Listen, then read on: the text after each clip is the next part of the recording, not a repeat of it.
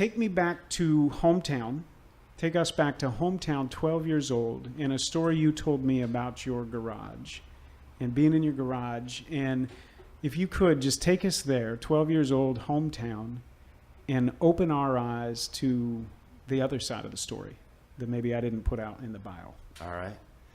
Well, so Tipton, Indiana, it's not even on the map in a lot of places. 5,000 people, a lot of hog farms. My grandfather lived up the road, and so up a little gravel driveway was our house. Funny story about Tipton, it actually had a gas station combo restaurant, and it was Cheryl's. Eat here and get gas.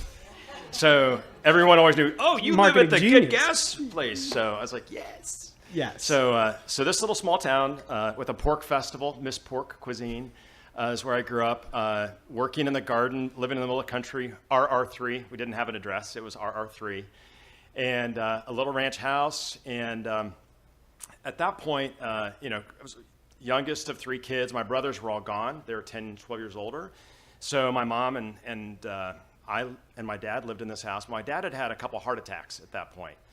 So he was in his 40s and had a couple heart attacks. So his health was failing and kind of struggling. And so the house was kind of not getting maintained. And winters in Indiana, which for you Floridians and other places, you don't know how bad it gets in winter.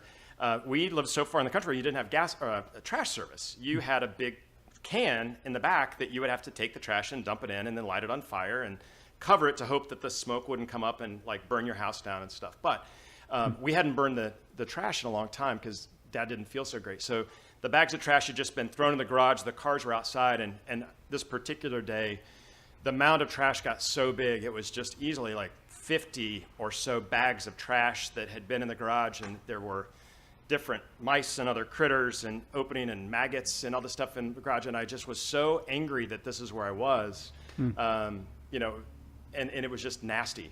So I don't know why you wanted to start there. Why start there?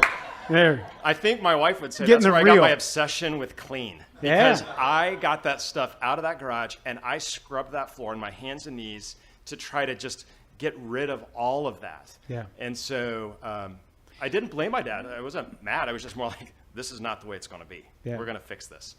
Yeah, the reason I wanted to start there, 5,000 people in a town, and what's the festival called? The Pork Fest. The Pork Fest, yeah. So you got 5,000 people. There was actually a Miss Pork Loin, or Miss Pork Cuisine, and she was Miss Pork Cuisine.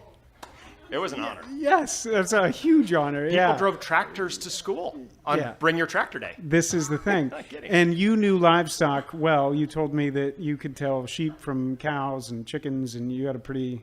Well, I can tell those species apart, but I got kicked out of the Future Farmers of America because one of the things you had to do, and I was in like 7th grade, and every kid had to go to like wood shop and metal welding, and I was like, I'm just not good at this.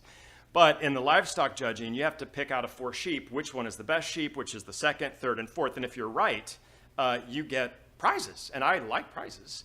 So I tried to judge it. I said, now this one is the worst sheep of the bunch. I said, it's a sick sheep. I don't know why, but it's got a big tumor on the back. And they were like, Todd, it's a male. Yeah. And at that point, I knew, I was out. I don't think I really get this. Okay, which is why we're not starting there about livestock judging, but we are starting there because I think that there was that growing sense that maybe this is not where I'm supposed to be or where I want to be. And then that just intensified. You told me early childhood had a dream to go into business. There was a dream to maybe go on to Harvard Law, and we'll get to that in a second. But there was this mounting sense that I'm getting out of here. There's something else that I want to pursue. That was at 12.